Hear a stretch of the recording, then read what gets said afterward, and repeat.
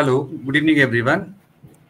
Today's topic is all about men's health, and today I have two renowned doctors with me: Dr. Vikrant Ghatnati, consultant endocrinologist, and Dr. Bhimsen Tekalkai, consultant psychiatrist. Doctor, I warmly welcome you for today's session. Thank you, It's Kiran. nice Thank you. both. And today's topic, friends, we are going to discuss on men's health.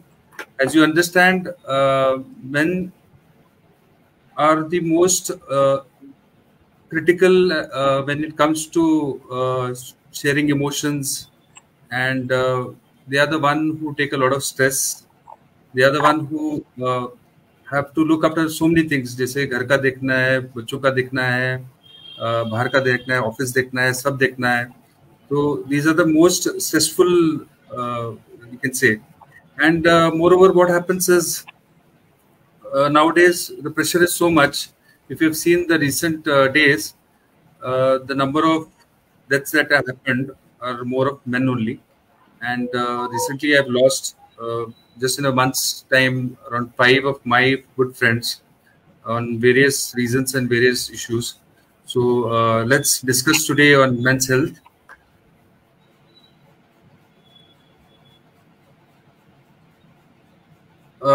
I'll start with Dr. Gatnati first. Doctor, what are the most common health issues affecting men today? Do you see any changes in these trends over the past decade? जैसे कि lockdown has gone, and after that, so many post-lockdown traumatics have also happened. Yeah, Kiran. Most commonly, the diseases that affect men nowadays are diabetes, hypertension, obesity, and cardiovascular disease. As you said, you have lost so many friends. Some of them may have an underlying cardiovascular disease.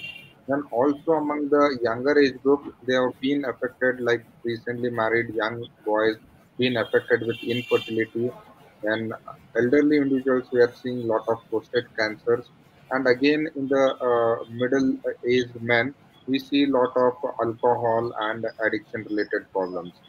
And definitely, there has been a significant change in the trend of these diseases over the last 1 or 2 decades. Nowadays, we are seeing lot many people coming with young men coming with obesity. We see like men around the age of 30 years, 35 years, who come with uncontrolled diabetes, who come for the first time with very high blood sugars. They come with accelerated hypertension, which was quite unusual. Diabetes and hypertension were disease of the elderly back then.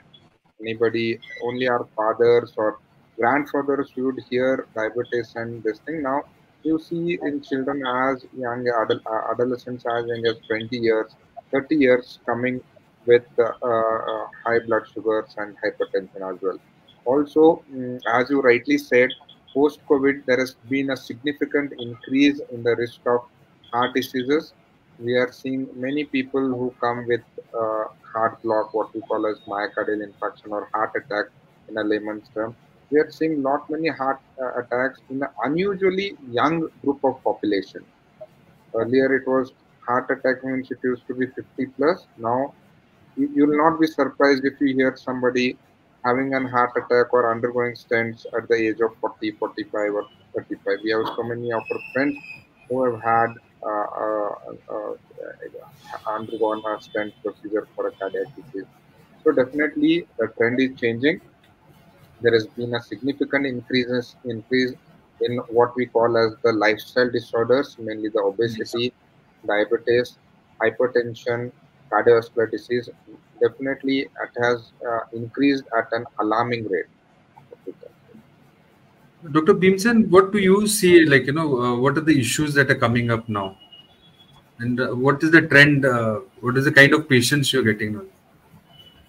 Before I give answer to this question, let me congratulate you for taking up this initiative because, yeah, see, nowadays, more advocacy towards women, and they deserve. I'm not saying that it's not good, but somewhere men are left, Left behind. unnoticed and uncared for.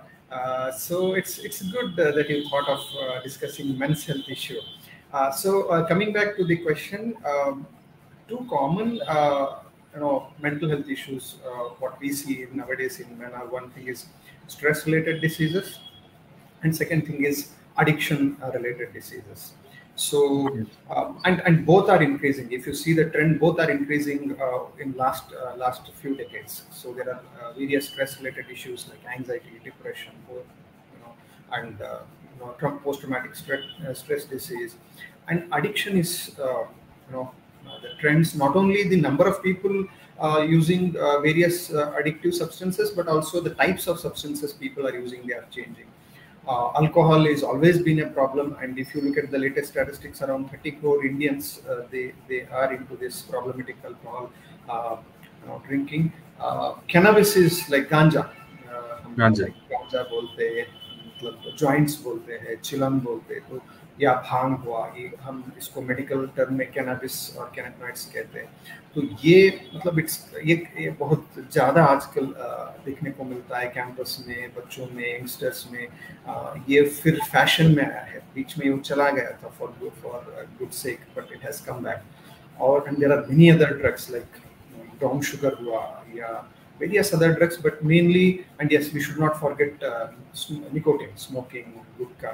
So ये जो इसको जो use करने के लोगों के numbers ये भी बढ़ता जा रहा है. So obviously due to lifestyle and the competitive world, the stress is increasing, and also parallelly due to various other factors also the addiction is increasing. Apart from these two, other diseases were always there, like we have various diseases, like we have schizophrenia, which is common equal in both men and women. We have dementia in old age. We have sexual disorders, which may be off late due to again stress, these disorders, or maybe due to increased awareness, people are now coming more with these problems to doctors. So these are some common problems, I would say. Thank you, doctor. Dr. Vikrant, what are the most important preventive measures men can take to maintain their health as they age?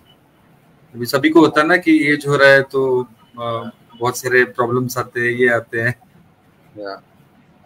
Most commonly जो हम देखते हैं with age, these are the common diseases that men suffer, like obesity, weight gain हो गया, diabetes हो गया, hypertension हो गया. And diabetes, hypertension तो जानलेवा नहीं होता, लेकिन in the end what they lead to is a cardiac disease. It is the heart attack that leads to mortality.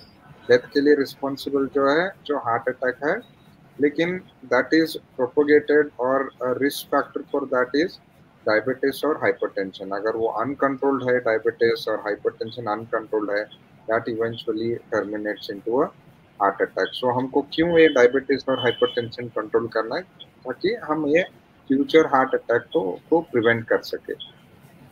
So preventive measures आपने पूछा किरण कि क्या लेना चाहिए as we age. The preventive measures is one are the measures which we should take so that we avoid developing this diseases like diabetes या hypertension. इसलिए first and most important is to have a healthy diet. You should maintain a very healthy diet and don't have unnecessary junk food, cold drinks, and as Bhimsen maintain habit forming drugs like alcohol, smoking. All these should be avoided. वो पहला चीज है. Second thing, to keep ourselves fit, one should exercise daily, at least for 30 minutes a day. कम से कम minimum 30 minutes to अगर हो सके तो 1 घंटा दिन में रोज एक्सरसाइज करना चाहिए. And thirdly, you should have, as we know, these are all the era now is of a stressful era, and so you should have a good night's sleep for at least 8 hours in a day. So these are my suggestions to prevent these diseases and to maintain a good health, a good diet, regular exercise, and good sleep, good night's sleep. These are the 3 things which you should have regularly so that you maintain good health. तो doctor इसके लिए regular health screening कौन से वाले test को prioritise करना चाहिए? बहुत अच्छा क्वेश्चन है Kiran. Like there are so many people, sir I am 40 years, मेरा 40th बर्थडे हो गया, 50th बर्थडे हो गया, बोलिए आप हमको क्या टेस्ट कराना है. ताकि this is a question most people come up with, and it is very important like to screen ourselves, क्योंकि ये जो भी डिसीज है ना, डायबिटीज और हाइपरटेंशन, इनका सिम्टम्स नहीं दिखता है। 60 to 80% of patients with this disease, उनको लक्षण नहीं रहता। जैसे कि हम सोचते हैं डायबिटीज है तो हमको प्यास ज्यादा लगेगा, यूरिन ज्यादा जाएगा, भूख ज्यादा लगेगा, ऐसा बिल्कुल भी नहीं है। ये सिर्फ हमको डायबिटीज का लक्षण 10% लोगों में दिखाई देता है, 10 to 20%। Rest 80% of the people are asymptomatic. उनको कुछ भी, they will be absolutely normal individuals, they get to know that they are diabetic only when you do the blood test. Hence, since these diseases are asymptomatic most of the time, इसलिए ये blood test करना जरूरी होता है। तो हमको basic blood test जो है वो ये डायग्नोज करने के लिए फास्टिंग ब्लड शुगर और पोस्ट प्रांडियल ब्लड शुगर, बोले तो नाश्ता करने के 2 घंटे बाद एक ब्लड शुगर देना है। और एक शुगर के लिए HbA1c करके एक टेस्ट आता है जो 3 महीने का एवरेज दिखाता है, वो कोलेस्ट्रॉल लेवल्स, और एक रेगुलर ब्लड प्रेशर चेकअप, इतना तो करना बहुत जरूरी है। And when do you get this test done? As if you look at the guidelines, all the guidelines say at the age of 35 years. अगर आप 35 years के ऊपर है तो ये सबको जरूरी होता है कि एक बार तो ये टेस्ट करा दो। और अगर आपके फैमिली में कोई रिस्क फैक्टर है, आपके पिताजी को या माँ को शुगर है, और स्ट्रॉन्ग आपका रिस्क फैक्टर है, जैसे कि आपका सेडेंटरी लाइफस्टाइल है और आपको हैबिट्स है alcohol, smoking and all that, ये रिस्क फैक्टर्स अगर है तो आपको और जल्दी टेस्ट करना पड़ेगा। और अगर आप ओबीज है, अगर आपका BMI जो बोलते हैं वेट और हाइट के हिसाब से जो BMI कैलकुलेट करते हैं, अगर वो BMI 25 के ऊपर है तो there is no age limit, you should start screening from the age of 20 years itself। पहले क्या था, हमेशा हम 35-40 years के ऊपर के लोगों को स्क्रीन करते थे डायबिटीज बीपी के लिए, लेकिन आजकल क्या है, ओबेसिटी की वजह से, सबका वजन बढ़ने की वजह से these are coming a bit early. तो अगर आपका वजन ज़्यादा है तो फैट कंटेंट ज़्यादा है तो आपको 20 साल से ही ये स्क्रीनिंग टेस्ट करना ज़रूरी है। Doctor, diabetes is direct relate होता है ओबेसिटी से, या yes. देखते हैं कि लीन लोगों में भी शुगर हो जाता है sir? Yes, very good question, Kiran. Again, diabetes and obesity are directly related. जैसे कि हमारा फैट कंटेंट बढ़ता है बॉडी में, वैसा इंसुलिन का काम कम हो जाता है, इंसुलिन उतने अच्छे तरीके से काम नहीं करता, इसलिए diabetes obesity is one of the strongest risk factor for obesity. It is one of the strongest, one of the strongest. आपने और एक बात बोला, हम लीन लोगों में भी डायबिटीज देखते हैं, yes that is also true. Lean लोगों में भी देखते हैं, अगर उनको स्ट्रॉन्ग फैमिली हिस्ट्री है, स्ट्रेस है, उनको अदर रिस्क फैक्टर्स रहते हैं, इधर स्ट्रेस रहता है या स्ट्रॉन्ग फैमिली हिस्ट्री रहता है या सेडेंटरी लाइफस्टाइल रहता है, ये सभी है तो लीन लोगों में भी होता है। कभी कभी जेनेटिक कॉजेस से बिना कुछ रिस्क फैक्टर हुए भी लीन लोगों में होता है, but one of the most common reasons for diabetes is obesity. क्यों डायबिटीज बढ़ रहा है? क्योंकि ओबेसिटी बढ़ रहा है, इसलिए डायबिटीज भी बढ़ रहा है। Thank you doctor. हाँ बोलिए डॉक्टर, आप कुछ बोल रहे थे। हाँ, अगर आपका वेट ज्यादा है तो definitely you are at risk for diabetes. आपको डायबिटीज का रिस्क कम करने के लिए आपका वजन कम करना पड़ेगा। Thank you doctor, thank you. Doctor Bhimsen, mental health stigma remains a significant barrier for men seeking help. How can we encourage men to prioritize their mental health? अगर आप देखेंगे कि men are very shy when it comes to showing emotions. अगर मुझे emotional मैं बहुत week हूँ, अगर मेरे को दिखाना है, अगर मेरे को रोना है तो भी मेरे को प्रॉब्लम है कि मैं नहीं रो सकता क्योंकि मैं मेन हूँ। तो how can we handle that situation, you know, how can one handle that situation? देखिए, जहाँ तक स्टिग्मा की बात आती है तो स्टिग्मा तो मेंटल हेल्थ को लेकर स्टिग्मा तो मतलब मेन विमेन दोनों में है।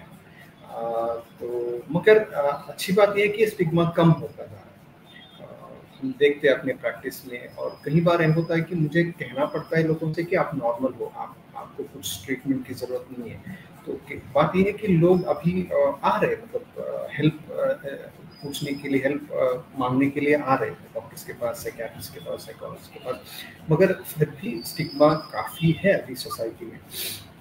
इसको कम करने के लिए एक ही तरीका है, प्रॉपर एजुकेशन। जैसे आपने बोला कि मैं रो नहीं सकता हूँ, मैं पुरुष हूँ, मैं मर्द हूँ, तो ये कहीं ना कहीं एक गलतफहमी है कि मैं आप किसी, अगर आप कोई मेंटल इश्यू से मतलब आप जुड़ रहे हैं तो आप एक वीक इंसान हैं। सो ये जो गलतफहमी है वो हटना चाहिए। So mental illnesses are also diseases like diabetes, like hypertension, like any other disease. आप कोई भी डिसीज ले लो, उनका जो रीजन रहता है, कुछ पार्ट जेनेटिक्स का रहता है, कुछ पार्ट लाइफस्टाइल का रहता है, कुछ पार्ट हमारे बॉडी स्ट्रक्चर फंक्शनिंग का रहता है।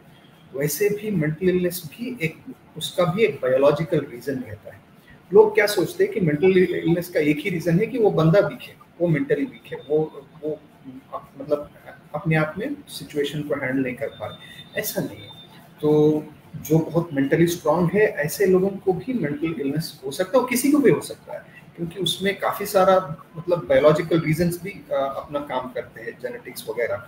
तो पहली बात तो ये समझना जरूरी है कि mental illness is also an illness, it is not just sign of mental weakness. जैसे बाकी डिसीजेस के लिए हम बिना हिचकिचाए जाते हैं डॉक्टर के पास हेल्प के लिए, तो मेंटल इश्यूज के लिए भी आपको हेल्प सीख करना जरूरी है। हाँ, प्रॉब्लम छोटा मोटा है तो उसके लिए आप अपने फ्रेंड्स के पास जा सकते हो, आपके फ्रेंड ही आपको थोड़ा अच्छी बात बोले, काउंसलिंग करे, आप ठीक हो जाओगे। आप एक्सरसाइज कर सकते हो, लाइफस्टाइल मॉडिफिकेशन कर सकते हो। मगर जब बात आपकी खुद के कंट्रोल के बाहर हो जाता है तो आपको प्रोफेशनल हेल्प लेने की जरूरत है। तो एजुकेशन, और दूसरी चीज हम किस नज़र से देखते हैं। अगर हमें पता चलता है कि कोई मेंटल इश्यूज फेस कर रहा है या किसी साइकियाट्रिस्ट से, साइकोलॉजिस्ट से वो हेल्प ले रहा है, तो हम उसको एक अलग ही नज़र से देखते हैं। हम उसको कहने लगते हैं पागल, और उसको चिढ़ाते हैं। तो ऐसी चीज़ें हम सोसाइटी में ना करें, और हम ऐसे लोगों को हम ज़्यादा सपोर्टिव रहे, उनको लेके सपोर्टिव ना रहे तो भी कम से कम नॉन जजमेंटल रहे, उनको हम जज ना करें। तो ऐसे एक हमारा एटीट्यूड चेंज भी एक सोसाइटी में होना चाहिए। तो ऐसे करने से हम ये स्टिग्मा को हटा सकते हैं। डॉक्टर, मुझे क्या लगता है पता है कि बहुत सारे इतने सारे चेंजेस हो गए हैं हमारे बोलने में, रहने में, करने में। अभी हम लोग ने इतने सारे मेडिकल टर्म्स लेके कि depression, anti depressing pills, anti stress pills, anti anxiety pills. तो लगता है कि अगर मैं किसी को ये बोलूंगा तो उनको लगेगा कि ये बंदा पागल हो गया है, कुछ तो हो गया है। तो ये टर्म हो गया है डॉक्टर। अभी आप देखेंगे कि जो विक्रांत सर के पास जो पेशेंट्स आते हैं, is somewhere correlated to all this things. Yes. So men should be more vocal about all these things, I feel. Yes, and that is happening slowly, and it will improve over a period of time. But as I said, education and change of attitude are the key. Right. Doctor, what is the impact of stress on men's health, and what are affects stress management techniques? देखिए, stress से body का ऐसे कोई part affect नहीं होता है, ऐसा कोई भी पार्ट नहीं। तो स्ट्रेस से हमारे हेड टू टो हर पार्ट के ऊपर अफेक्ट होता है। सो स्ट्रेस में होता क्या है, देखिए पहली बात तो हम ये पहले डिस्कस करेंगे कि स्ट्रेस अच्छा है कि बुरा है। देखिए स्ट्रेस तो एक हद तक अच्छा है, स्ट्रेस तो एक हद तक अच्छा है। ऐसे काफ़ी सारे स्टडीज हुए हैं साइकोलॉजी में to see whether stress is good और बैड, और उसका एक रिजल्ट, एक यूनानिमस रिजल्ट ये है कि stress is good to some extent, क्योंकि एक हेल्दी स्ट्रेस हर किसी को होना चाहिए। Without that nobody can achieve their potential. एक स्टूडेंट है जो बिल्कुल भी कूल है, बिल्कुल भी चिल्ड है, तो वो कुछ नहीं करेगा अपने एग्जाम्स में। तो थोड़ा बहुत स्ट्रेस हर किसी के लिए इम्पोर्टेंट है, और ये एक प्रोटेक्टिव मैकेनिज्म है। Stress is a protective mechanism God has given us to cope up with the situations. मगर जब वो स्ट्रेस अननेसेसरली एक्सटेंड हो जाता है या डिस्प्रपोर्शनेट हो जाता है, तब वो बैकफायर करता है, तब वो हमारा परफॉर्मेंस कम कर देता है। तो स्ट्रेस से होता क्या है, जब आप एक क्रॉनिक स्ट्रेस, क्रॉनिक बोले तो बहुत लंबे समय तक किसी स्ट्रेसफुल सिचुएशन से आप जुड़ रहे हैं, तो होता क्या है कि आपकी बॉडी में कुछ हार्मोन्स रिलीज होते हैं जो काफ़ी सारे बॉडी के ऊपर नेगेटिव इम्पैक्ट करते हैं। जैसे कॉर्टिसोल एक हार्मोन है जिसको हम स्ट्रेस हार्मोन कहते हैं। कॉर्टिसोल शॉर्ट टर्म के लिए प्रोटेक्टिव है, ठीक है, स्ट्रेस हैंडल करने के लिए, मगर लॉन्ग टर्म के लिए कॉर्टिसोल जब बॉडी में बढ़ जाता है तो उससे काफ़ी सारे प्रॉब्लम्स आते हैं। जैसे उससे हमारी ब्लड प्रेशर, हमारे मेटाबॉलिज्म, हर एक चीज़ पे उसका असर रहता है। क्या होता है कि उससे अगर मैं सिम्टम्स आपको बोलूँ तो स्ट्रेस से हमारी मेमोरी इश्यूज होते हैं, कॉन्सेंट्रेशन इम्पेयर होता है, हमारा मूड फ्लक्चुएट होने लगता है। अगर हम हार्ट के ऊपर देखें तो स्ट्रेस से हार्ट के ऊपर जो बर्डन है वो बढ़ जाता है, तो हार्ट रिलेटेड इश्यूज आ सकते हैं। मेटाबॉलिक डिसीजेस, जैसे स्ट्रेस में काफ़ी ओवर ईटिंग भी होता है, और वैसे भी स्ट्रेस से मेटाबॉलिज्म हमारा नेगेटिवली अफेक्ट होता है, तो उससे ओबेसिटी, डायबिटीज। आपने कई बार सुना होगा कि जब भी लोग बोलते हैं कि मैं जब भी स्ट्रेस होता हूँ तो मेरा वेट बढ़ जाता है, या कुछ लोगों का कम हो जाता है, कुछ लोगों का बढ़ जाता है। तो मेटाबॉलिज्म जैसे डायबिटीज है, ओबेसिटी है, ये सब स्ट्रेस से काफ़ी क्लोजली रिलेटेड है। आजकल अगर प्रेवलेंस बढ़ रही है इन सभी चीज़ों का, तो उसका एक रीज़न मेनली ये है कि वो स्ट्रेस है। तो इसके अलावा हमारे जैसे स्ट्रेस से हमारे इम्यूनिटी भी कम हो जाता है, तो उससे हमारा हाँ डिसीजेस को, स्पेशली इन्फेक्शंस को फेस करने की जो हमारी कैपेसिटी है वो कम हो जाता है। तो स्ट्रेस से जिनको ऑटोइम्यून प्रॉब्लम हम कहते हैं, एलर्जिक ऑटोइम्यून इश्यूज जो है वो स्ट्रेस से बढ़ जाता है। एसिडिटी जो है, एसिड पेप्टिक डिसीज हम कहते हैं, वो स्ट्रेस से एसिडिटी बढ़ जाता है। तो ऐसे कोई, और जैसे हम अगर जो डिस्कशन तो मेन के ऊपर है, अगर मैं आपको just to impress the audience, तो विमेन, लेडीज में मेंस्ट्रुअल साइकिल्स भी इरेगुलर हो जाते हैं स्ट्रेस से। Correct. और पुरुषों में भी स्ट्रेस की वजह से पोटेंसी अफेक्ट होती है, फर्टिलिटी उनका जो है अफेक्ट होता है। तो स्ट्रेस से पूरा बॉडी के ऊपर असर रहता है, headache, chest pain, unexplained body pens. हमारे पास इतने सारे पेशेंट्स आते हैं, उनका ये कंप्लेंट है कि मुझे 5 साल से हेडेक है, 10 बार एमआरआई कराया है, नॉर्मल है, मुझे चेस्ट पेन है, 10 बार ईसीजी कराया, नॉर्मल है, इधर दुखता है, उधर दुखता है, और मूंगे आते हैं, ये होता है। तो ये अनएक्सप्लेन्ड सिम्टम्स जो है वो स्ट्रेस के एक मैनिफेस्टेशन, स्ट्रेस का एक रूप है। तो अब स्ट्रेस मैनेज करने की जब बात करते हैं तो उसको एक सेंटेंस में या शॉर्ट में बताना बहुत मुश्किल है, मगर कुछ टेक्निक्स में बताता हूँ ऑडियंस के लिए। पहली बात तो हमें एक डायरी रखना चाहिए, अगर इफ यू आर फीलिंग कि आपको स्ट्रेस हो रही है। हाँ, एक और चीज मैंने भूल गया कि वो स्लीपलेसनेस, तो वो भी स्ट्रेस का एक इम्पोर्टेंट सिम्टम है। तो चिड़चिड़ापन, तो अगर आपको लगता है कि आपने ये सिम्टम्स है, ऑफ लेट आप सो नहीं रहे टाइम पे, या नींद सही से नहीं हो रही है, चिड़चिड़ापन हो रही है, एंजाइटी ज़्यादा हो रही है, तो एसिडिटी ज़्यादा हो रही है, हेडेक फ्रिक्वेंटली आ रहा है, तो आपको मतलब समझ जाता है कि हम कुछ स्ट्रेस में गुजर रहे हैं। तो जब भी ऐसे कुछ सिम्टम्स है, तो पहली बात तो आप एक डायरी लिखना शुरू करो। We call it as like stress diary. उसमें आप जब भी आपको लगता है कि इस दिन मैं बहुत काफ़ी स्ट्रेस में था, आज सुबह में काफ़ी स्ट्रेस में था, या शाम में काफ़ी स्ट्रेस में था, तो आप ABCs of stress. What are the antecedent factors? What was your behavior during the stress, and what were the consequences? आप ये लिखते जाओ, आप तो आपको एक ट्रेंड मिलेगा, आपको पता चलेगा कि क्या क्या ट्रिगर्स है मेरे लिए, किन ट्रिगर्स की वजह से मुझे स्ट्रेस होता है। क्या मुझे इसलिए स्ट्रेस है कि मैं टाइम पे अपना ऑफिस पहुंच नहीं पाऊँ? क्या मुझे इसलिए स्ट्रेस है कि मैं अपने बॉस की जो एक्सपेक्टेशन है वो मीट नहीं कर पा रहा हूँ? क्या मुझे इसलिए स्ट्रेस है कि मैं घर में ये प्रॉब्लम्स ABCD ये मतलब हैंडल कर रहा हूँ? तो पहली बात तो प्रॉब्लम्स को समझना या रीजंस को समझना जरूरी है, क्योंकि उसमें कई सारे रीजंस मॉडिफाइबल है।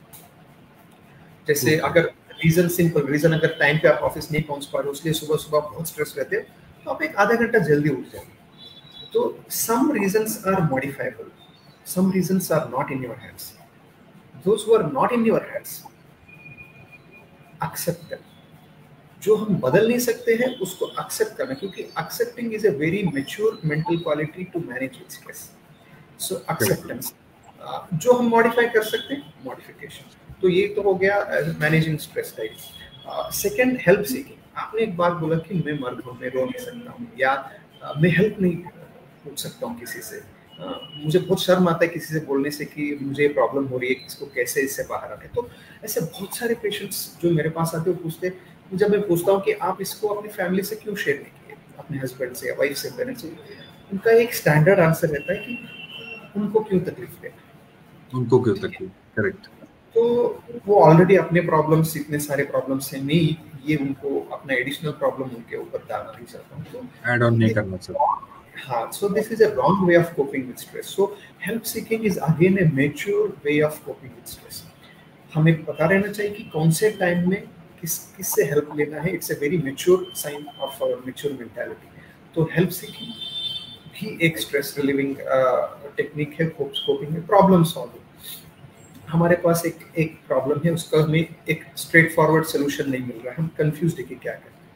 आप एक पेन एंड पेपर लेके बैठो, प्रॉब्लम लिखो, उसके पॉसिबल सॉल्यूशंस लिखो, solution number A B C, हर सॉल्यूशन का प्रोस एंड कॉन्स. तो आपको एक थोड़ा बहुत तो क्लैरिटी आएगी कि हाँ मेरे लिए what is the best solution for this problem. So problem solving technique आप यूज कर सकते हो. एक्सरसाइज के बारे में ऑलरेडी डॉक्टर विक्रांत बात किए है, और मुझे लगता है एक्सरसाइज के बारे में इस एक घंटे में और भी बहुत सारी बार हम बात करेंगे, क्योंकि that is the one thing which everybody should take home this one message, that exercise is the most important treatment for stress and stress related problems. Take out a stress. Yes, stress exercise karo. आप already guidelines Dr. Vikrant बोले, like how much, how many weeks, how many days a week. तो आप exercise करो.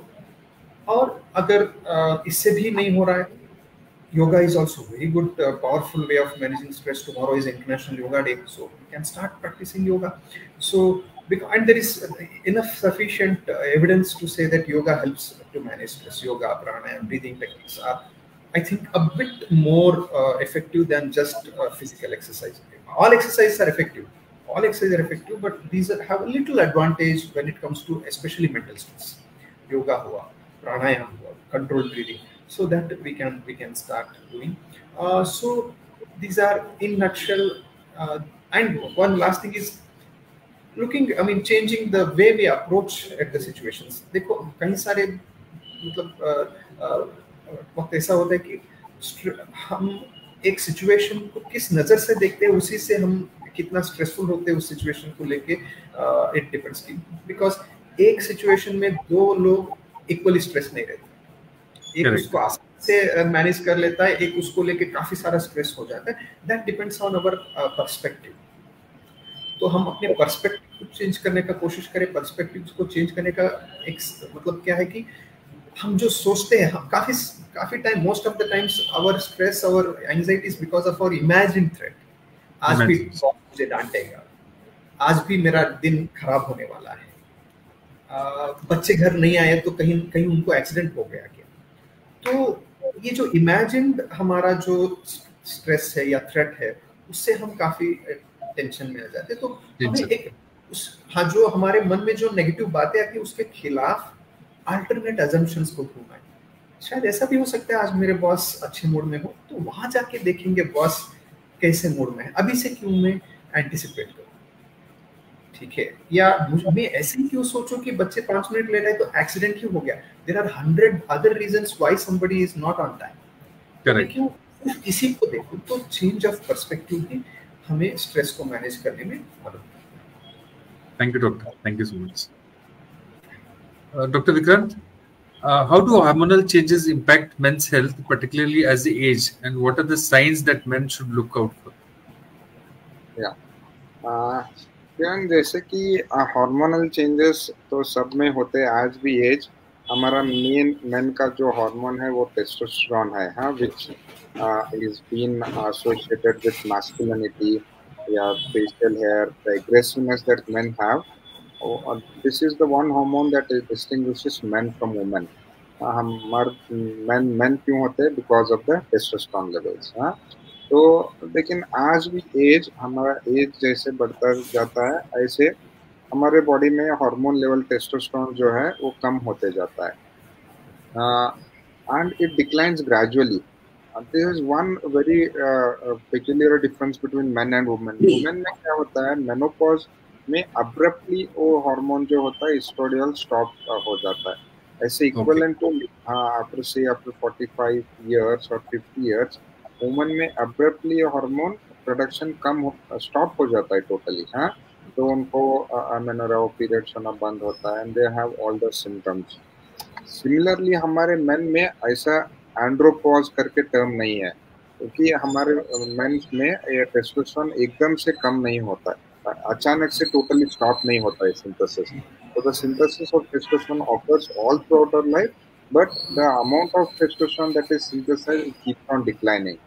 As a result with age, आज testosterone is a hormone जिसकी वजह से हमारा मसल बल्क होता है या फेशियल हेयर होता है, जो मैन के ट्रेट रहता है, masculinity, the aggressiveness, the libido, erection, and all that is related to this hormone called testosterone. So जैसे हाँ,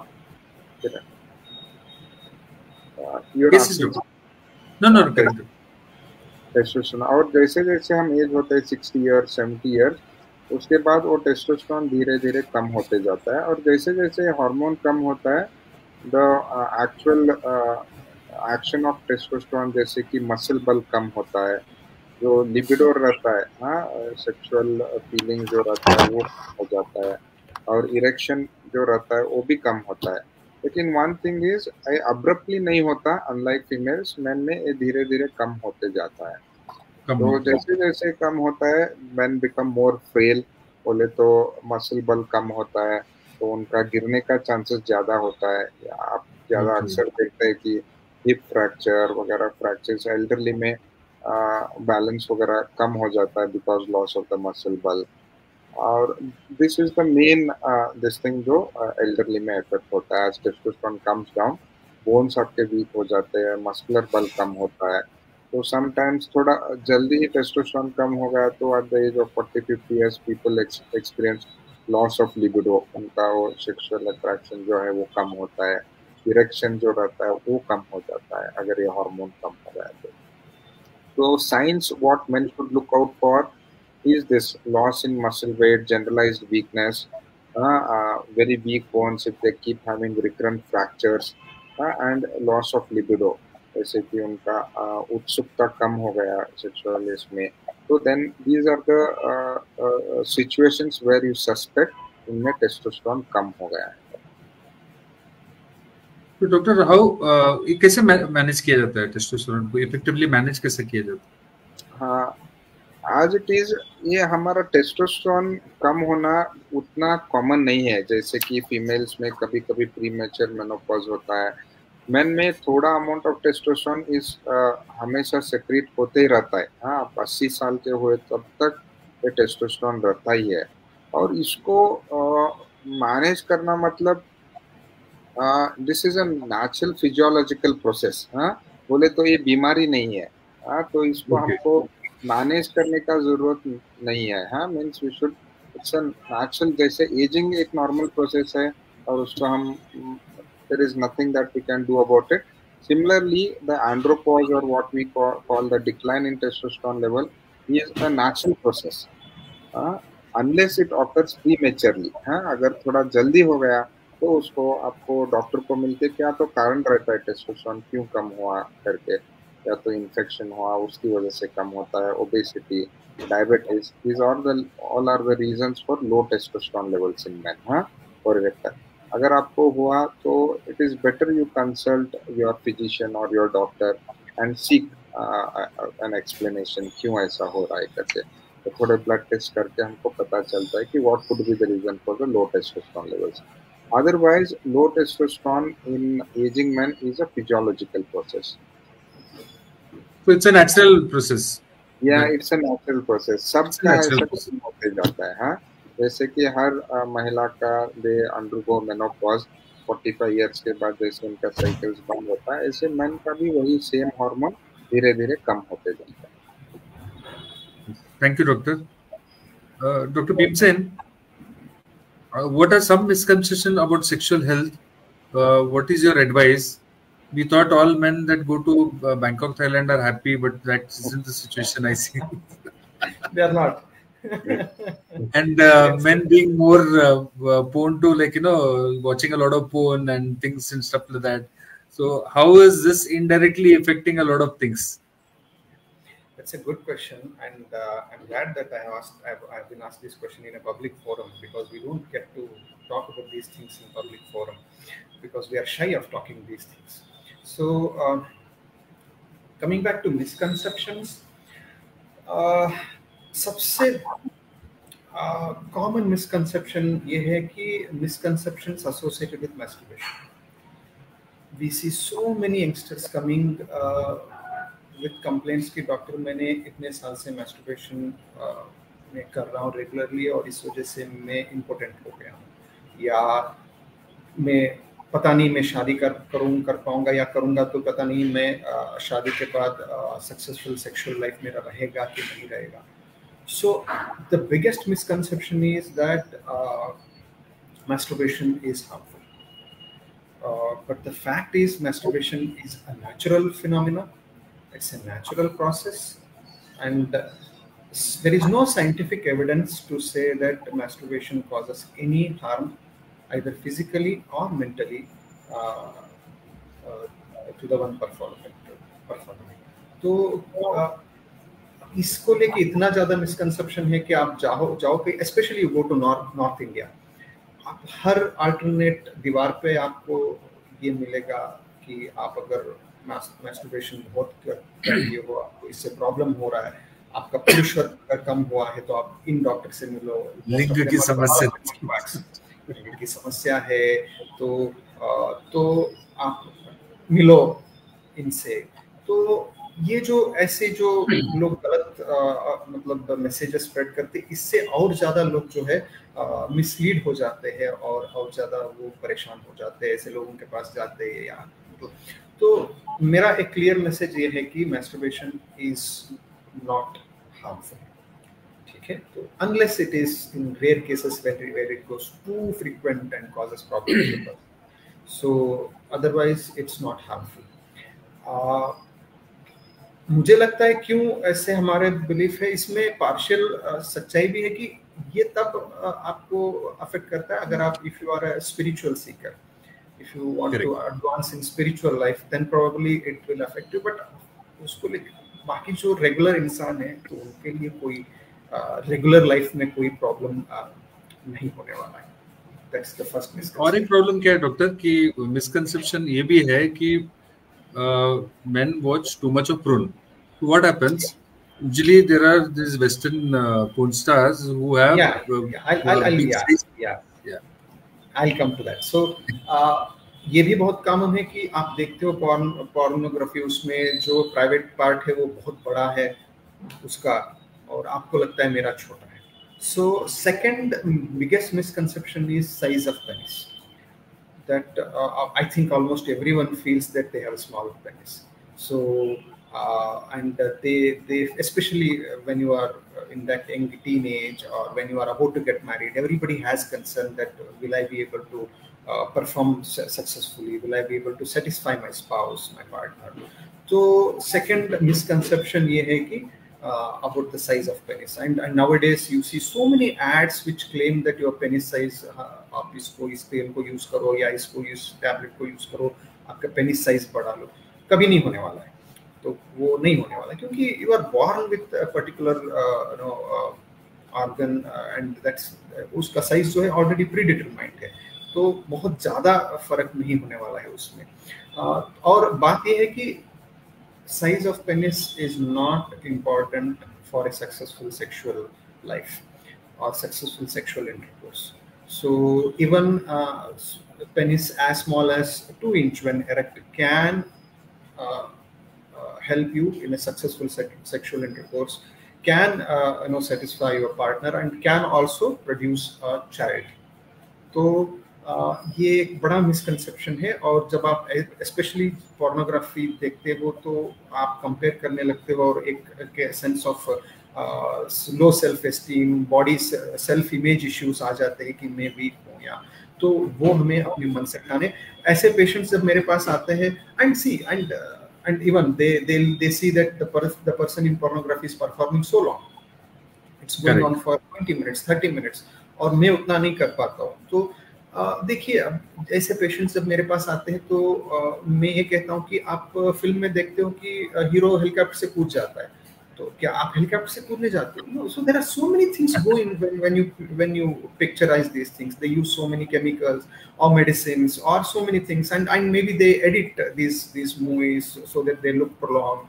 So वो सब देख के हम जो है मतलब एक गलत मतलब खुद सेल्फ इमेज मन में बना लेते हैं। तो so there need not be, most of the men need not worry about the size of penis, most of the men, so you need not worry about it unless it is abnormally small. और early ejaculation की जब बात आती है तो again people feel कि when they watch pornography and all they feel they cannot perform that way. So the guideline says कि आप 1 मिनट से ज्यादा अगर परफॉर्म कर पा रहे हो इंट्रावेजाइनल टाइम, आप पेनिट्रेशन के बाद अगर 1 मिनट आप सस्टेन कर पा रहे हो, anything above 1 minute is good, is not abnormal. Only when the intravaginal period is less than 1 minute, then we call it as premature ejaculation. Okay. So, and we should also understand that sexual intercourse is not same all the day. It's not the आप हर दिन ऐसा ही होगा. So it depends on the mood also. Your mood, your spouse mood, your physical energies, your sleepiness or alertness. There are so many things involved. It's not that me मतलब and होता क्या है कि एक बार कभी ऐसा हुआ कि आप परफॉर्म नहीं कर पाए, तो ऐसे बहुत लोगों में ऐसा होता है कि they get devastated and they feel that उनका sexual life खत्म हो गया, and that kind of fear, insecurity prevents him from performing again when he goes to his partner next time. So that becomes when it extends, it becomes a kind of a psychological problem, and he develops anxiety, depression, and so that the process continues. So it is important to understand that sexual performance is like our appetite, our sleep. Every day is not same. So it's okay to not to do good on a particular day. That doesn't mean that आप पूरा आपका sexual life बर्बाद हो गया. तो and again ऐसे patients जब मेरे पास आते हैं तो मैं उनको एक ही example देता हूँ कि even the best batsman Virat Kohli cannot score century on every match. Correct. So same goes to every man. So these are some common misconceptions. Other misconceptions are like that एक certain age के बाद हमें sexually active नहीं रहना चाहिए, या अगर है तो लोग बहुत guilty feel करते हैं. मगर see, I mean, there is enough evidence to say that people can be sexually active even in old age as 70s and 80s, and it's fine. There is nothing wrong in that. So these are some common misconceptions nowadays we see in our youth. Thank you, doctor. And Dr. one more Vikrant? Yes.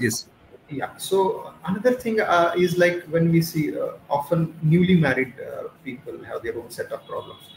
So newly married men come to me again for inability to perform adequately. Again, we should understand that this is a skill learned over a period of time. It's not something we will be able to do it on the day one. So it's a skill we learn over a period of time, and over a period of time we learn our own skills to perform it better. So it's okay to not to be very good during your initial days of marriage. So this is also a very important thing we should keep in mind. So most importantly, it's not about sex, it's the art about making love. So one should learn the art of making love making, I can say. Thank you, doctor.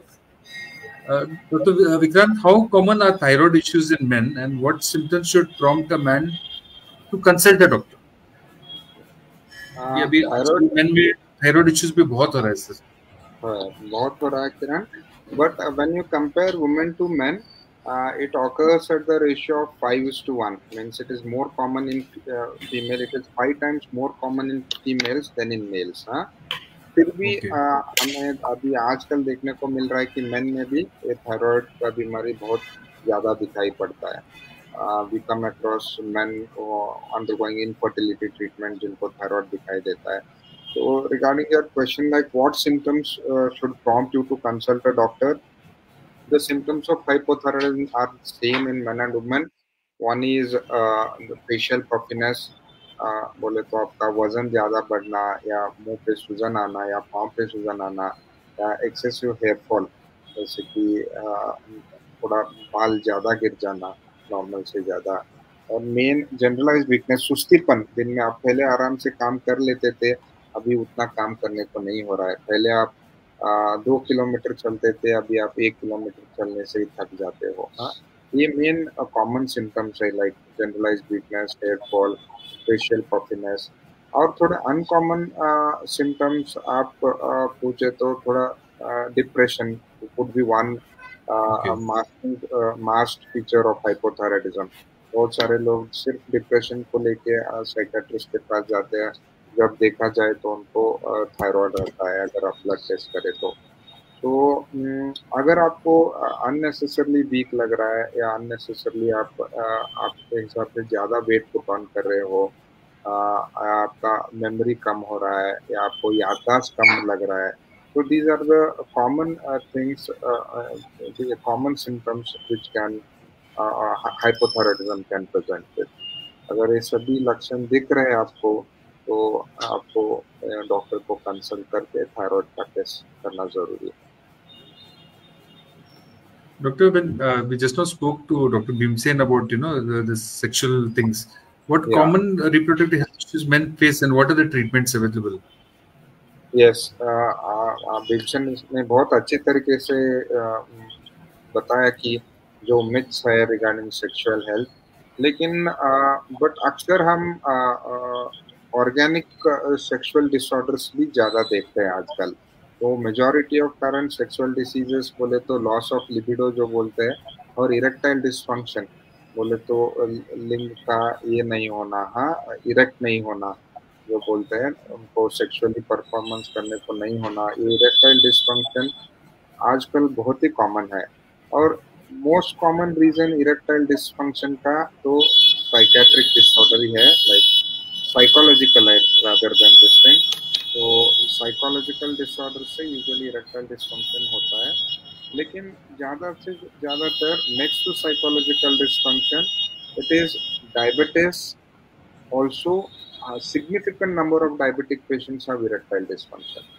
आप Okay. अगर देखें तो almost आप prevalence studies के हिसाब से देखा जाए तो adult almost 30 to 40% of adult with diabetes will have erectile dysfunction. हम अगर डायबिटीज हुए तो उनको पूछते आपको चले तो भाप लगता है क्या, पाँव में जलन होता है क्या, just to look for neuropathy या हार्ट का डिसीज। लेकिन एज ए डॉक्टर ऑल्सो हम इसके ऊपर उतना कॉन्सेंट्रेट नहीं करते। अगर हम पूछे ज़्यादा से ज़्यादा लोगों को, अगर जो भी डायबिटीज है 5 साल से 10 साल से, उनको आपको इरेक्टाइल डिसफंक्शन है करके पूछा तो 50% of them will say yes. So as doctors also, sexual health among diabetic patients is something that is neglected. और पेशेंट्स भी ये हिचकिचाते हैं ये बोलने के लिए। ज़्यादा Okay. से 40 ईयर्स हुआ रहता है, 45 ईयर्स होता है, दे फील बच्चे हो गए तो हो गया ऐसा, हाँ, नहीं है तो भी चलेगा ऐसे। क्यों बोलना अननेसेसरली डॉक्टर को। और यूजुअली जो आते हैं तो कोई साथ में आया रहता है तो don't want to complain in front of them, उनके सामने बोलने को ये होता है। बहुत सारे लोग आप बाहर हिचकिचाहट होता है, इसलिए यूजुअली हम अकेले में उनको पूछा जाए कि आपको इरेक्शन का कुछ प्रॉब्लम है क्या, सेक्सुअल हेल्थ का, तो ये बहुत ही कॉमन है डायबिटिक पेशेंट्स में, इरेक्टाइल डिसऑर्डर या बहुत ही कॉमन है। हाँ, और and it is easily treatable also. हाँ, अगर आपका शुगर अच्छे से हम कंट्रोल में लेके आए, और इसके लिए इरेक्टाइल डिसफंक्शन में के लिए अभी बहुत सारे दवाई भी है, जो हम दवाई देके इरेक्टाइल डिसफंक्शन को आराम से ठीक कर सकते हैं। So, ये treatable. It is easily treatable. Easily treatable. And this erectile dysfunction and psychological health are interrelated. अगर डायबिटीज की वजह से उसको इरेक्टाइल डिसफंक्शन हो गया तो उसको डिप्रेशन या साइकोलॉजिकल इश्यूज भी स्टार्ट हो जाते हैं। तो in such cases treating erectile dysfunction will probably help in treating the psychological disorders also, जैसा डिप्रेशन। हाँ, लेकिन हमको ज़्यादा से ज़्यादातर ये लोगों को याद रखना है, अगर आप डायबिटिक हो या हाइपरटेंसिव हो, बीपी की बीमारी है, तो इरेक्टाइल डिस्फंक्शन होना एक सिम्टम है, जैसे कि आ, ये न्यूरोपैथी का लक्षण रहता है या हार्ट का लक्षण, ये भी एक तरीका का कॉम्प्लिकेशन है डायबिटीज का।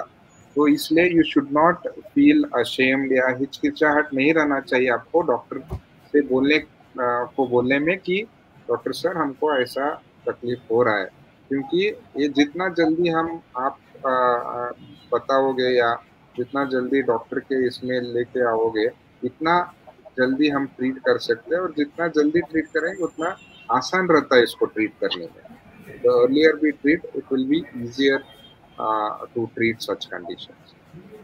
So, doctor, smoking and alcohol are also impacts this on the long term on health. Yes, definitely. Smoking is considered a diabetes risk equivalent for an heart attack. अगर आपको डायबिटीज जिनको रहता है उनको कितना risk रहता है हार्ट अटैक होने का, स्मोकिंग का उतना ही रिस्क है। सोचो एक डायबिटीज का बंदा है, एक बंदा जिसको डायबिटीज नहीं है लेकिन स्मोक करता है, तो इसको और ये डायबिटीज होने जैसा जितना रिस्क रहता है ना हार्ट अटैक का, दोनों को इक्वल रिस्क है। तो आप सोचो अगर एक डायबिटीज बंदा स्मोक करता है तो उसका रिस्क हार्ट अटैक होने का डबल हो जाता है। तो in just not in diabetes, in any individuals it has a very important it's a health hazard. Heart attack के लिए it is one of the commonest factor। जैसे कि आप सबको पता है, इतना एडवर्टाइजमेंट आता है, lung cancer, head and neck cancer के लिए smoking and tobacco is responsible. And in respect to alcohol also, alcohol जिनको डायबिटीज रहता है वो अगर अल्कोहल लेते हैं उनको शुगर कंट्रोल करना और भी मुश्किल हो जाता है।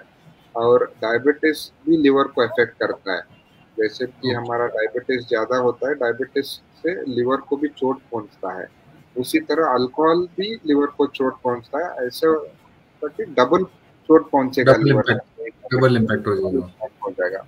अगर आप डायबिटिक भी है उसके ऊपर अल्कोहल भी रोज कंज्यूम करते हैं तो लिवर का बीमारी होने का चांसेस और ज़्यादा हो जाता है, और आपको शुगर कंट्रोल करना भी थोड़ा मुश्किल हो जाता है। So to have a healthy, good glycemic control and to avoid having a heart attack or future complications of diabetes, it is always advisable to give up these addictions, smoking as well as alcohol. Thank you, doctor. Dr. Bhimsen, how can we improve the sleep quality? Especially if one person is addicted to alcohol and is addicted to some kind of substance, and he doesn't get sleep due to this, or maybe stress. There's a lot of anxiety. There's a lot of sadness. I won't use depression. It's too heavy as a term to be used. It's sad, but doesn't get sleep. So how can one improve the quality of sleep? Before I take up this question, I think I should. I think I left some part in the previous question, and it's very important. If I don't talk about it, then I think it's a crime. So another misconception I missed out is we call it as heart syndrome. It is a syndrome where a young teenage or young men they feel many young men have night falls. We call it as night falls, where there is ejaculation in dreams. So many people come to us worried that they have this nightfall and that leads to their loss of vitality and impotency. And many people notice that when they pass urine, in the end of the urine stream, there is some whitish discharge and they feel they are losing their semen and vitality. So this syndrome is so common in India that this syndrome is coined by Indians and now it is accepted worldwide, Heart syndrome. So it is a syndrome where person feels that he's losing his semen and his vitality. तो वो भी एक misconception, ये सब normal चीज है, ये सबको जानना जरूरी है. Now coming back to this question about sleep quality, sleep hygiene बोल के एक term है, एक sleep hygiene. तो एक sleep hygiene is some do's and don'ts for good sleep.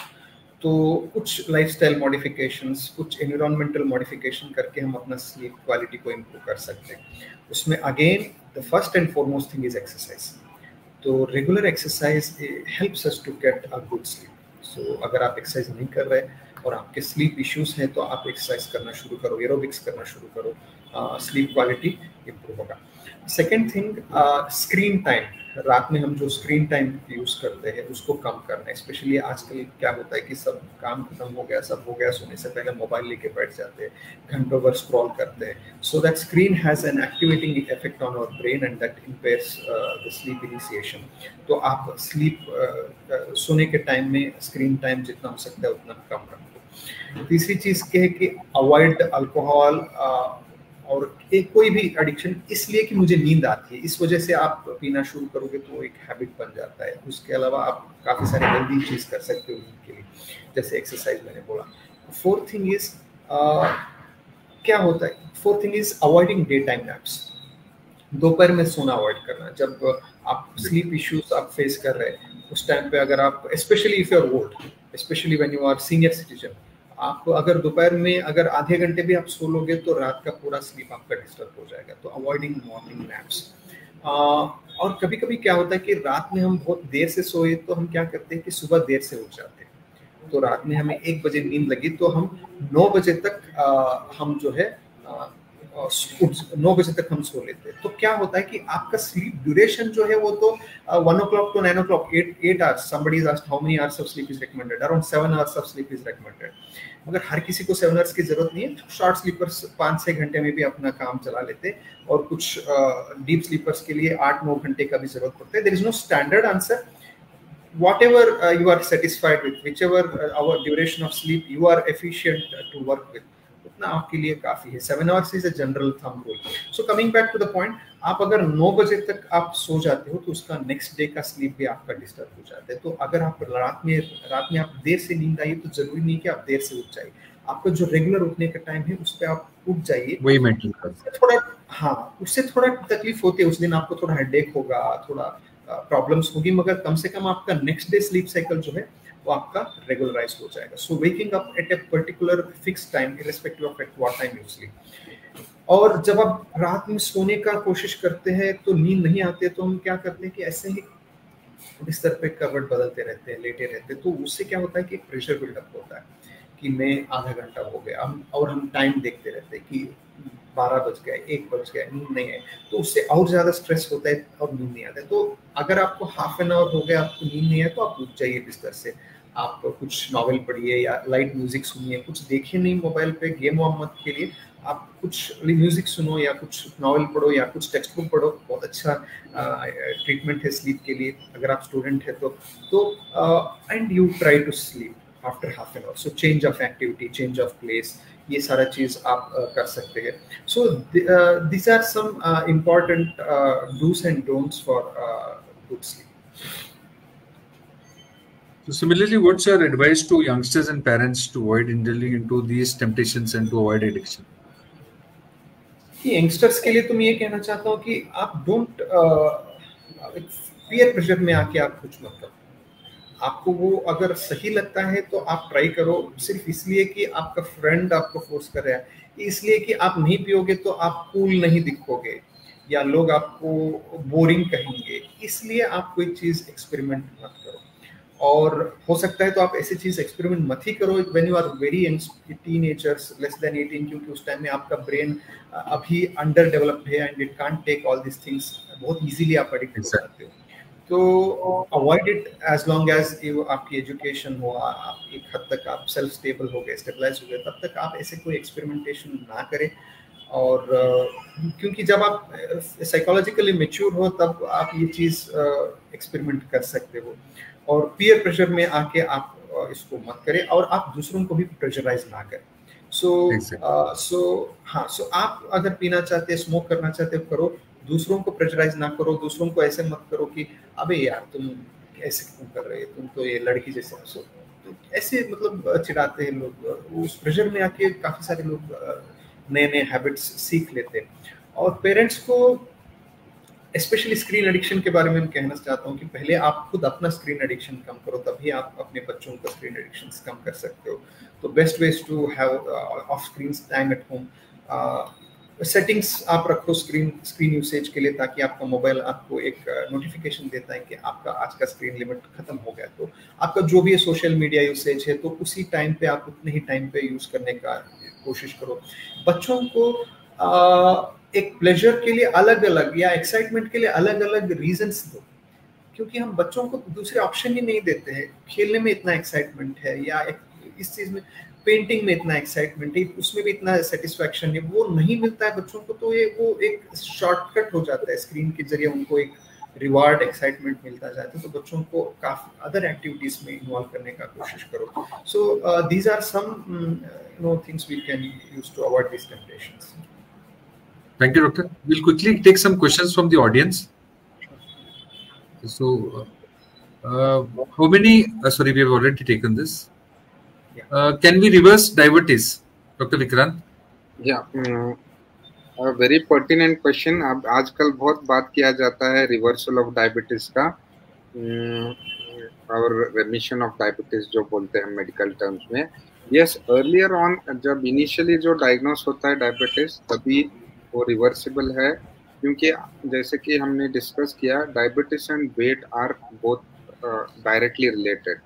अगर आपका वेट ज़्यादा है तो उसकी वजह से आपको डायबिटीज हुआ, तो आप 5 kg या 10 kg वेट कम करें तो डायबिटीज, आप रिवर्स नहीं बोल सकते, उसको रेमिशन बोला। रिवर्सल बोले तो परमानेंटली जो जाता है उसको रिवर्स बोलते हैं हम, लेकिन इसको अप्रोप्रिएट टर्म रहेगा रेमिशन बोलना, क्योंकि अगर आप वजन कम करें तो आपको शुगर्स नॉर्मल आ जाएगा, उसको जो हम रेमिशन बोलते हैं।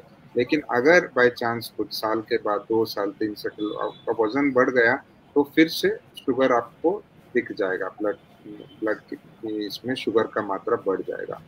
तो रिवर्सल से अच्छा टर्म है रेमिशन, और डेफिनेटली पॉसिबल है अगर आप इनिशियली डायग्नोस्ड हो, आपका वजन ज़्यादा है, और अगर आप वजन कम करेंगे, हेल्दी डाइट फॉलो करेंगे, हेल्दी लाइफस्टाइल फॉलो करके अराउंड आप एटलीस्ट 10% ऑफ बॉडी वेट, अगर आप 100 kg को है तो 10 kg कम करोगे तो डेफिनेटली ये रिवर्सिबल है। लेकिन ये बहुत ओवर एडवर्टाइज टर्म हो गया है। हम बहुत, ये रिवर्स उनको नहीं होता जिनको 10 साल से डायबिटीज है, जो इंसुलिन पे है, उनको ये रिवर्सल करना ऑलमोस्ट नामुमकिन तो नहीं कर सकते, कुछ लोगों में होता है लेकिन बहुत ही मुश्किल है। It is easier in young diabetics who are recently diagnosed, and it is possible only if you follow a healthy diet and healthy lifestyle and lose a significant amount of weight. Thank you, Doctor. Basuraj Patil, hi sir, my age is 35 years. I need good suggestion about stress. Daily I have 300 plus calls. Now I have a call irritation. Children's voice irritate me. See, I mean, I said you have found out your reason for stress, so you need to brainstorm. आपको देखना होगा कि आप इसको कैसे handle कर पाएंगे। क्या आप किसी के हेल्प लेंगे, you employ somebody to take your calls partially, और you have a stipulate, I don't know what's your occupation. अगर आपका जॉब परमिट करता है तो आप सिर्फ एक स्टिपुलेटेड टाइम पे कॉल्स लो, और अगर आप अकेले इतने कॉल्स नहीं ले पा रहे हो तो आप एक टीम बनाओ और मल्टीपल कॉलिंग ऑप्शंस दो, ताकि सारे कॉल्स आप रिसीव करना हो, ऐसे ना हो। और ये ऑप्शन नहीं है, और आपको अगर इफ पॉसिबल आप अपना जॉब भी अगर चेंज कर सकते हैं तो आप करके देख लो। सो आपको खुद बैठ के सोचना पड़ेगा कि इस प्रॉब्लम को आप कैसे सॉर्ट आउट कर पाओगे। Yeah, because he's already taken the problem in the question itself. He knows that this is the problem. Yeah. So finding out the answer, so help seeking or problem solving, brainstorming will help. What change do you recommend in parenting to this notion that men cannot show emotions? See, we should stop calling our boys ki लड़कियों के जैसे मत रहो. So these kind of statements are go a long way in developing self-image and image about gender.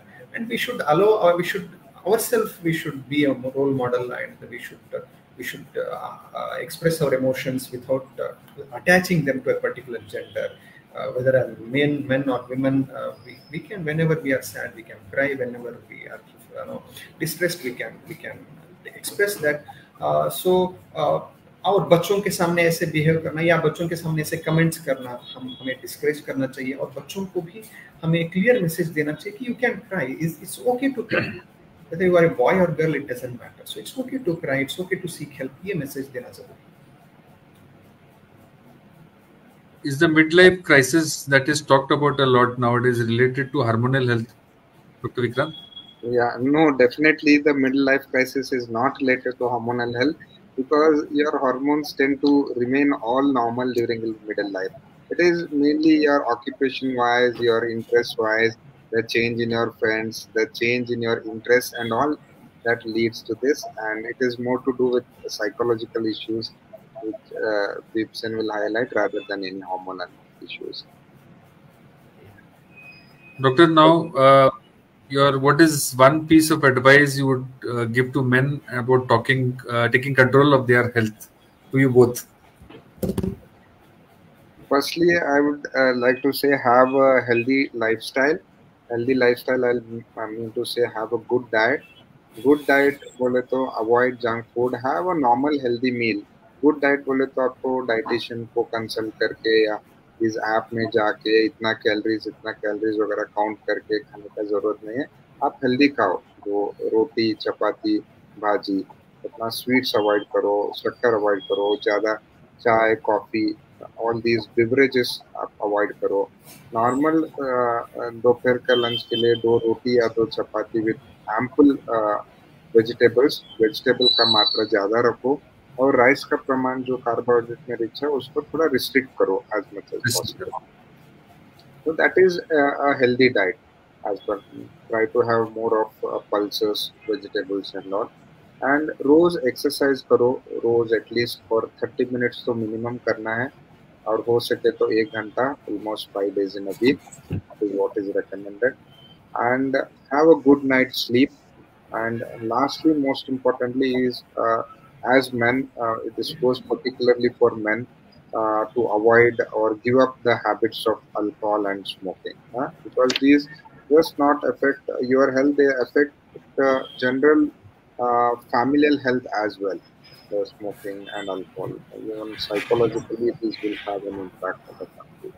So, good health, good diet, really regular exercise, good sleep, and avoid the bad habits. That is my message to all men to take control of their health. Dr. Bhimsen?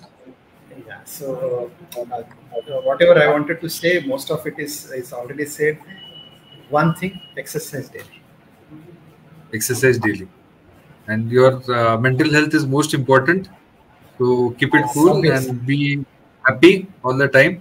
Don't think too much about issues happening around. You can't control global crisis for sure. Don't talk more about politics. That's got nothing to do with it. And Bangkok, Thailand is not the solution. Thank you so much, Doctor, for being with us. Dr. Vikrant, Dr. Bhimsen. It was nice talking to you. Thank you for giving so much of your valuable time for us all. Thank you so much. Thank you, Kiran, for being a wonderful host. And thank you, Arogya Mitra, for bringing out such an important topic of men's health. And I thank Dr. Bhimsen for giving wonderful insights about the psychological health as well. Thank you, Kiran. Thank you, sir. Thank you, everyone. Thank you. Thank you. Thank you.